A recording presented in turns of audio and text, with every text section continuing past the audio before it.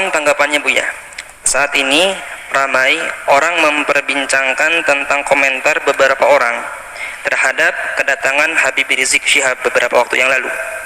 Ada yang menyatakan ketidaksenangannya terhadap penyambutannya. Ada yang merendahkan kehabaibannya, kemudian juga meremehkan perjuangannya. Bahkan ada juga yang mencaci atau mengolok. Mohon tanggapannya Buya. Bagaimana menyikapi tentang hal-hal semacam ini Buya? Terima kasih. Bismillah. Kami akan menjawab. Pertama, kami bukan orang FPI. Harus tahu itu. Saya bukan anggota FPI. Kemudian setelah itu yuk kita pandang segala permasalahan dengan akal yang jernih dan hati yang tenang. Pertama adalah kedatangan Habib Rizik disambut oleh orang sebanyak itu kemauan umat, bukan rekayasa, bukan dibayar mereka. Ayo, Anda posisi seperti saya, Adil. Anda tidak di FPI dan tidak jadi musuh FPI. Anda berada di tengah-tengah. Ayo, kedatangan mereka umat segitu banyak bukan direkayasa. Bukan, kalau rekayasa mau dibayar biar datang, nggak ada. Bahkan ini masa pandemi, semua orang meninggalkan kerjaannya dengan sukarela. Maka yang harus kita pahami, ada apa di balik ini semuanya? Kerinduan kepada apa sih mereka kok sampai seperti itu? Kita jujur. Nggak perlu kita marah-marah ini. Kadang-kadang dimarahkan Habib Rizik. Habib Rizik ingin datang ke negerinya, ingin berjuang, ingin berdakwah. Bukan bukan direkayasa kedatangan mereka itu semua. Nah ini yang pertama yang harus kita pahami supaya kita tidak suudon ini. Nggak ada rekayasa. Bahkan yang datang itu orang rela berkorban. Kemudian kedatangan beliau adalah apa tadi, membuat kerusakan, keramaian dan sebagainya. Mari kita pandang dengan jujur juga. Kalau Habib Rizik mengadakan kumpulan, demo dan sebagainya misalnya, jujur Anda, apa sih yang diminta Habib Rizik? Habib Rizik tidak minta pulau untuk pesta apa, tidak juga minta apa jabatan jabi apa, tapi yang diminta apa? Coba kita cari. Anda jujur sebagai bangsa Indonesia yang adil, yang jujur, apa yang diminta? Jejer permintaannya apa sih? Dulu permintaannya adalah bagaimana ada orang yang mengucapkan kalimat yang merendahkan umat Islam dengan merendahkan Al-Quran, ayo diadili. Apakah permintaan semacam ini salah? Coba dilihat dulu apa sih permintaan Habib Rizik. Ini harus jujur. Anda melihat Habib Rizik kalau kumpul-kumpul minta apa? Yang diminta apakah Habib Rizik ingin pemerintah memfasilitasi, Habib Rizik ingin membangun tempat minuman keras paling besar sejagat raya? Enggak juga. Kalau Habib Rizik minta begitu, kita berontak semuanya. Yang diminta apa? Coba kita jujur. Yang diminta baik atau jelek? Kalau yang diminta baik, kenapa kita bingung yang diminta baik kok? Keadilan misalnya, harus ada misalnya menghentikan kemungkaran. Selagi yang diminta baik, yang diminta baik ini, maka jangan gampang menilai orang dengan buru-buru. Sekarang jujur, minta apa? Anda bisa melihat di media. Atau Anda datang kepada Habib Rizik, minta apa? Kan begitu. Yang diminta apa? Yang diminta adalah yuk kita menegakkan. Habib Rizik misalnya FPI di beberapa tempat minta agar kemungkaran di sini dihentikan. Loh, kemungkaran dihentikan apakah permintaan yang salah? Karena kemungkaran itu akan merusak orang lain. Coba yang diminta apa? Ini jujur dulu. Kalau yang diminta adalah menghentikan sesuatu yang membahayakan umat membahayakan itu bukan saya membahayakan di dunia, kita punya iman di akhirat. Yang membahayakan di dunia nggak boleh. Misalnya Habib Rizik memasang ranjo-ranjo, kita hentikan, membahayakan di dunia. Memberhentikan membahayakan di dunia pun harus membahayakan urusan dunia, kita wajib menghentikan. Apalagi jika yang diminta adalah menghentikan segala sesuatu yang bakal merusak akhiratnya umat misalnya. Dan itu memang yang diserukan adalah selama ini yang kami ketahui adalah mengajak itu. Bagaimana agar kemongakan tidak terus merebak, kemudian juga bagaimana keadilan bisa ditegakkan. Di saat menuntut keadilan bukan berarti orang-orang yang lagi berkuasa 100% tidak adil. Ada beberapa tempat yang kurang serasi atau perlu disesuaikan agar terjadi keadilan. Jadi minta keadilan itu wajar, sah. Keadilan berlaku untuk siapa? Untuk semua umat, untuk bangsa ini. Bukan keadilan untuk Habib Rizik dan FPI-nya, bukan, keadilan untuk semuanya. Coba yang diminta apa? Nah, ini maksud kami adalah jangan buru-buru menilai. Yang diminta apa? Bukan minta bantuan untuk membangun pesantrennya di mana, bukan untuk kepentingan ormasnya, bukan, akan tapi selama ini disuarakan adalah seputar itu. Bagaimana menghentikan kemungkaran, bagaimana menghadirkan keadilan, kemudian bagaimana membatasi sepak terjang orang yang tidak banyak manfaatnya untuk negeri ini, misalnya dengan suara-suara seperti itu. Bagaimana menghentikan kebobrokan moral. Ini kan permintaan yang baik semuanya. Kalau seandainya menyuarakan selain Habib Rizik, bagaimana? Kalau Anda mau, kenapa di saat disuarakan Habib Rizik tidak mau? Jujur ini. Ini harus perlu kejujuran ini. Kita menilai dari luar seperti ini. Selagi keinginannya baik, maka adalah permintaan itu harus kita jadikan sandaran kita untuk menilai. Kemudian selanjutnya kepada Bapak Presiden atau siapapun yang akan menjadi presiden, ini adalah risalah cinta kami kepada Pak Presiden. Ya, kalau mendengar alhamdulillah, kalau tidak mendengar Allah berdengarkan ke hati, biarpun telinganya tidak mendengar. Atau calon presiden, ketahuilah bahwa jabatan kepresidenan itu sangat terbatas. Apa artinya satu kali naik, dua kali naik, ujung-ujungnya adalah kesengsaraan yang panjang di akhirat nanti. Maka mumpung Allah beri kesempatan untuk naik surga tertinggi, maka hendaknya Pak Presiden atau para calon presiden itu, apalagi yang mereka adalah benar-benar ahli la ilallah, termasuk Pak Presiden kami yakin ahli la ilallah, orang beriman, perhatikan keimanan tersebut. Jadikan jabatan presiden ini adalah untuk selamat di akhirat.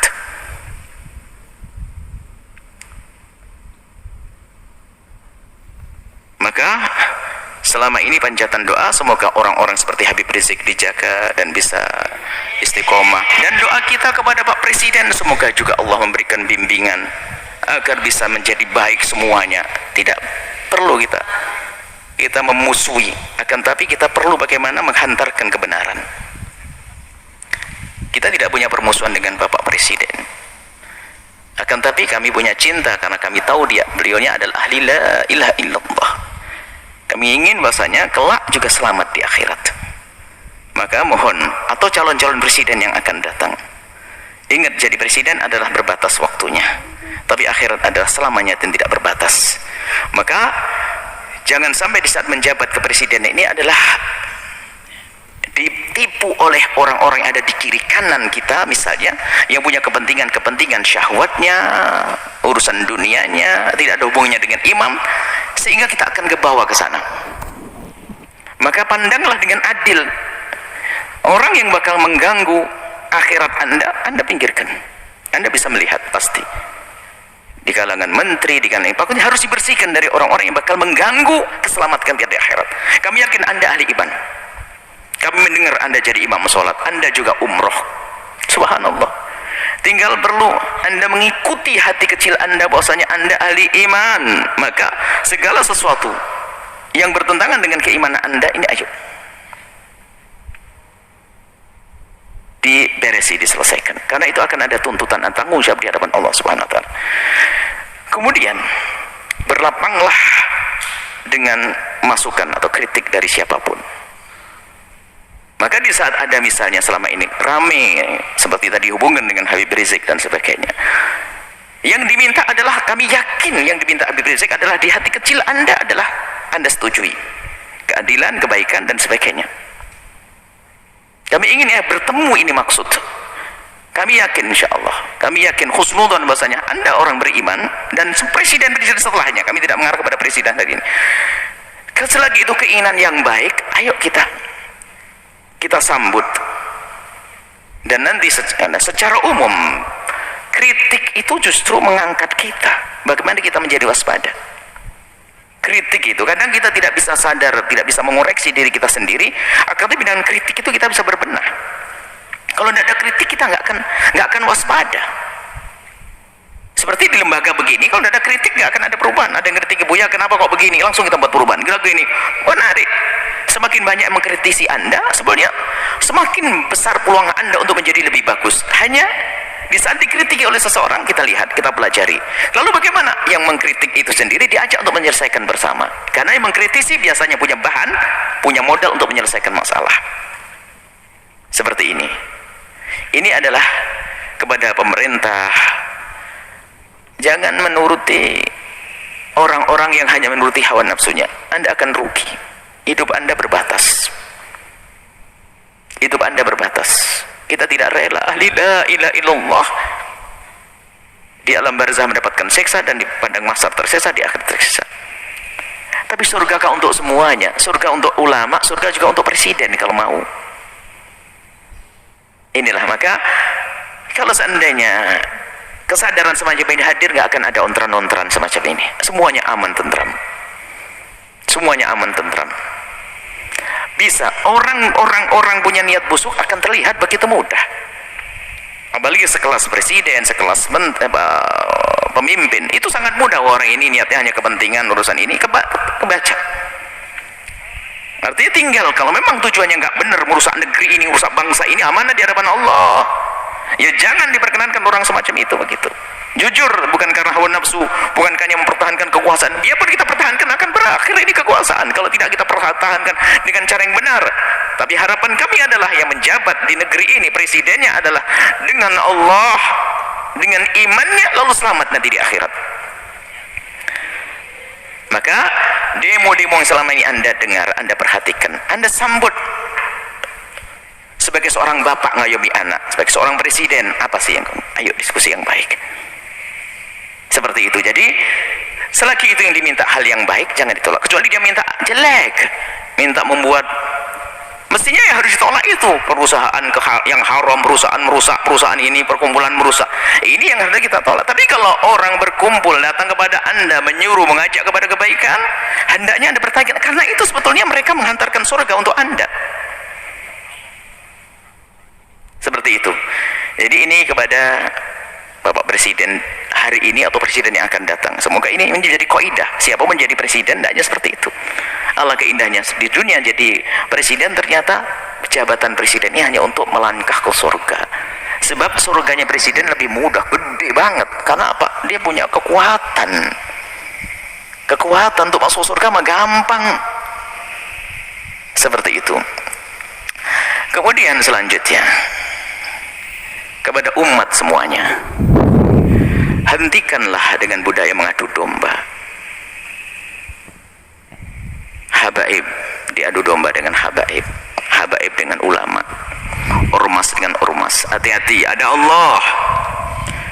Jika Anda menyebarkan sebuah berita tapi niatnya jelek, ada hitungannya di hadapan Allah. Allah akan porak-porandakan di dalam diri kita sendiri. Kita tidak bisa ngancam dengan senjata. Kami hanya mengingatkan ada Allah. Kita tidak mengancam dengan apapun. Allah. Jangan mengadu domba antara habaib dengan habaib, ulama-ulama. Kalau mengambil berita, sekiranya kalau itu maslahat, Anda sebarkan. Tidak memotong omongan orang untuk diadu. Masya Allah. Khususnya para habaib adalah dzurriyyah Nabi SAW yang kita harus mencintai mereka. Apalagi menyebarkan berita-berita. Maka kepada umat semuanya, ayo, ada hitungannya. Yang biasa mengadu domba, maka ketahuilah di dalam rumahnya pun pasti tidak semesra.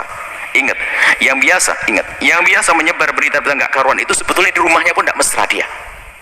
Tidak akan indah di rumahnya. Dengan saudaranya mungkin rebutan waris dengan ini. Lihat, yang biasa menyebarkan fitnah begitu tuh.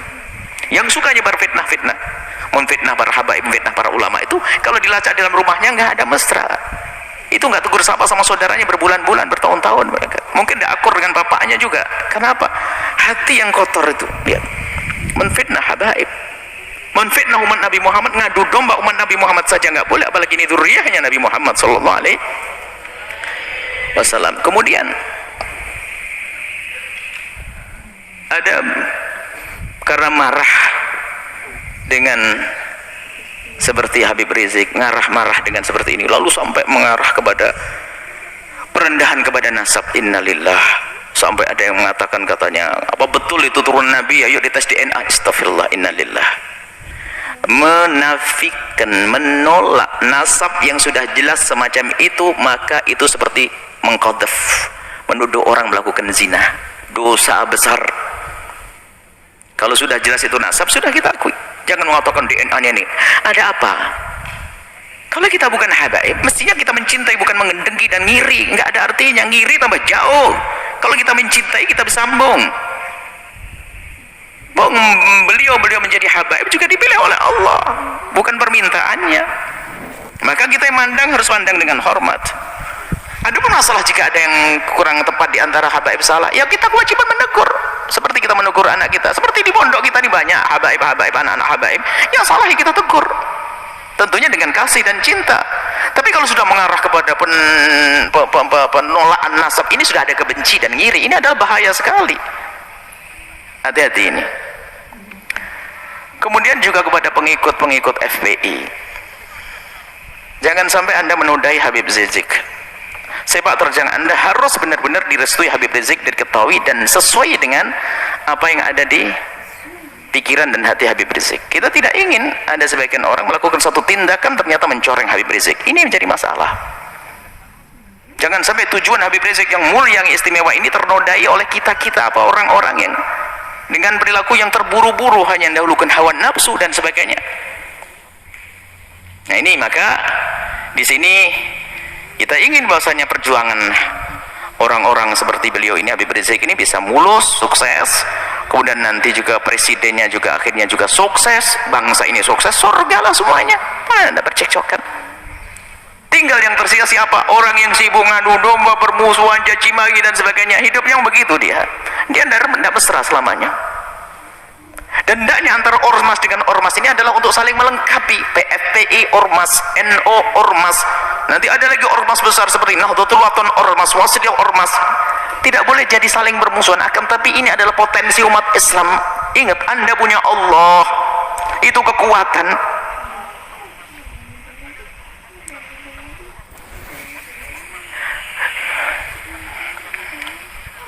Semoga Allah menjadikan kita juru damai di negeri ini. Yang berjuang semoga diberi keikhlasan. Yang punya kebencian dengan pejuang-pejuang semoga diberi kesadaran dan diampuni oleh Allah. Pejabat-pejabat semoga dimulai dari presiden sampai bawah, semoga Allah berikan hidayah, bimbingan, sehingga semuanya kita ini selamat. Tidak boleh kita mengharapkan orang celaka masuk neraka, enggak. Kita harus merindukan mereka. Nah, kalau semuanya atas dasar ini, semuanya kesadaran, rindu kepada Allah, menganggap kebenaran sebagai kebenaran, maka semuanya akan beres. Yang menjadi masalah adalah kita dikuasai hawa nafsu. Kita tahu itu kebenaran, hanya karena bertentangan dengan kepentingan pribadi saya, maka saya tolak. Enggak. Muncul kebencian-kebencian dengan para ulama, kebencian kepada para habaib, naudzubillah. Adapun orang yang membenci Islam itu memang selalu ingin merusak Islam, itu urusan mereka dengan Allah, ada hukumannya nanti di akhirat. Jadi maksud kami, mulai dari berbicara tentang Habib Rizik sampai terakhir pengikut Habib Rizik, dan juga di dalamnya ada presiden, di dalamnya ada orang yang mempertanyakan nasab. Ayo, yang salah dalam rentetan cerita ini, ayo kita sadar diri. Kita ingin tentram damai, jangan ada permusuhan, ya. Kita dengar kalau itu kebenaran sebagai kebenaran. Jangan sampai kita ini adalah mendahulukan hawa nafsu kita. Ingat nasihat mulia dari guru mulia, kalau ingin berbicara, kalau ingin melangkah, kalau ingin berfatwa, kalau ingin mengeluarkan sebuah statement atau apapun, ukhruj min hadzi nafsik, keluarkan dari kepentingan hawa nafsumu. Hawa nafsu jabatan, hawa nafsu tahta, hawa nafsu. Kalau kita bebaskan itu, maka kita bisa ngomong jujur dan adil nanti insyaallah. Dan tentunya setelah itu minta bimbingan kepada Allah Subhanahu wa taala dan kepada semuanya. Kami mulai dari Habibana Rizik sampai kepada pengikut-pengikut beliau, Pak Presiden dan sebagainya. Kami mohon maaf sebanyak-banyaknya jika kami ngomong di apa yang kami sampaikan ada menyinggung perasaan nyakit hati. Ketahuilah bahwasanya nuhibbukum jami'an, kami mencintai semuanya. Harapan kami adalah setiap kami bertemu dengan semuanya ini adalah semuanya saling senyum, saling pandang dengan penuh kasih sebagai muqaddimah pandangan kelak di surga bersama Nabi Muhammad SAW. Tegakkan kebenaran, keadilan, hentikan kemungkaran. Yuk kita menuju Allah Subhanahu wa taala.